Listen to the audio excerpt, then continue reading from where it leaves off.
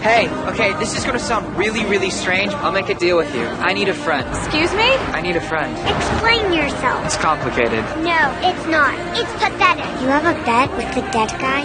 Mm-hmm. So what do we get if we agree to do this? We need money. How much are you willing to pay? I can't promise you anything. I befriended her solely to complete my grandfather's task in order to claim the massive inheritance. Ashinkar, nor like the task was to make a genuine friend, but the lawyer clearly didn't trust Emily. He suspected I had struck a deal with her. Look at him. Does he look like he has anything to offer? Emily calmly handled the lawyer's questions, and in the end, I successfully completed this task. But after I excitedly left with the envelope, I turned back again. Because it contained no inheritance, only the payment for my previous task. Yet just a month ago, I was still a rich kid, driving $1 million sports car. But my grandfather's death changed everything. At his funeral, I arrived late but remained completely unruffled. I didn't feel much for him because I believed he was responsible for my father's death. After the lawyer read out everyone's wills, I was ready to leave, but he stopped me. Well, let's cut the BS, because I know what he left me. Nothing. Walk away and you'll never know, will you? My grandfather had left a separate will for me, though I had to complete a series of tasks he set to receive the super gift. The first task required me to go to Houston, but I scoffed at it, not caring in the slightest. However, my girlfriend thought the inheritance might be there, so I reluctantly boarded the plane. After getting off the plane, a man picked me up. After we arrived at his home, I immediately asked him for the gift. The gift? But he simply smiled without saying a word. At 5 the next morning, I was woken up and taken to a farm. He asked me to drag stakes into the ground, but I had no intention of doing it. I simply slept the whole day. He punished me by withholding my meal. The next day, he took me to the farm again. I realized this was my grandfather's test and finally began to take it seriously. At first, the stakes I drove were crooked, and he even pulled them all out. After that, I started waking at 5 every morning for breakfast and carefully placing each stake. A month later, when he returned to the farm, hundreds of stakes stood straight in rows. He finally took me away, back to the airport. I asked about the gift again, but I came here to pick up a gift, remember? he just smiled. I felt I had been fooled. Furious, I returned home only to find the house emptied. Even the sports car downstairs had been towed away.